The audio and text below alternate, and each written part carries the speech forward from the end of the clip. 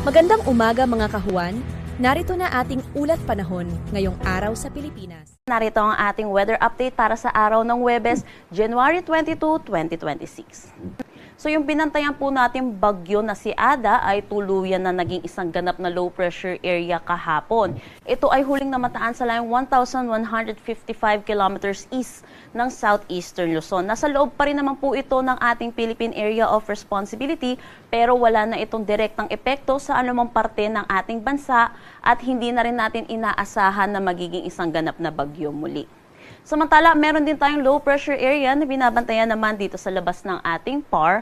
Ito ay huling namataan sa layong 1,990 kilometers east ng northeastern Mindanao. Sa ngayon po, mababa pa naman po yung chance neto na maging isang ganap na bagyo at hindi rin natin inaalis yung posibilidad na ito'y pumasok ng ating Philippine Area of Responsibility. Kaya tutok po tayo sa mga nilalabas po na updates ng Pag-asa. Sa ngayon, yung northeast monsoon po natin ay umiiral dito sa may Luzon at Visayas. Ito po yung nagdadala ng malamig na panahon po natin, lalo na sa madaling araw at umaga. At inaasahan din po natin, magbubugso po ito ngayong linggo po natin. Para sa magiging panahon natin ngayong araw dito sa Luzon, inaasahan dulot ng bugso ng amihan, makakaranas ng maulap na papawirin na may mga mahihinang pag-ulan dito sa Cagayan Valley, Cordillera Administrative Region, Aurora, Quezon, Camarines Norte, Camarines Sur, pati na rin dito sa may Marinduque at Oriental Mindoro. Sa nalalabing bahagi naman ng Luzon kasama na ang Metro Manila, asahan po natin ang bahagya hanggang sa maulap na papawirin na may mga isolated light rains. Agwat ng temperatura para sa Metro Manila, 22 to 30 degrees Celsius, Lawag 21 to 29 degrees Celsius, Tuguegarao 19 to 26 degrees Celsius. Dito po sa Baguio, 12 to 21 degrees Celsius, Tagaytay 19 to 27 degrees Celsius, at Legazpi 24 to 29 degrees Celsius.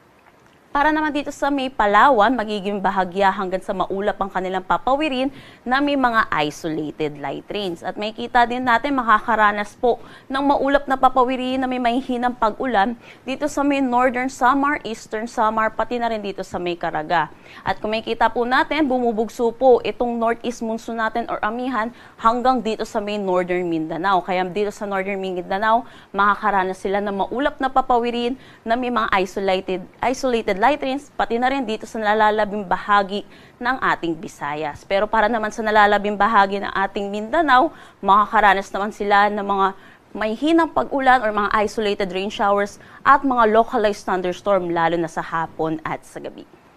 Para sa ating gale warning, nagtaas po tayo dahil sa malakas na bugso po ng amihan dito sa may Batanes, Cagayan, Isabela, Ilocos Norte, Ilocos Sur, Aurora, Northern Quezon kasama na ang Polillo Islands, Camarines Norte, Northern Coast ng Camarines Sur, Northern at Eastern Coast ng Catanduanes, Eastern Coast ng Albay, pati na rin ng Sorsogon, Northern Samar, Eastern Samar at Surigao del Norte, particularly sa Siargao at Bukas Grande Island.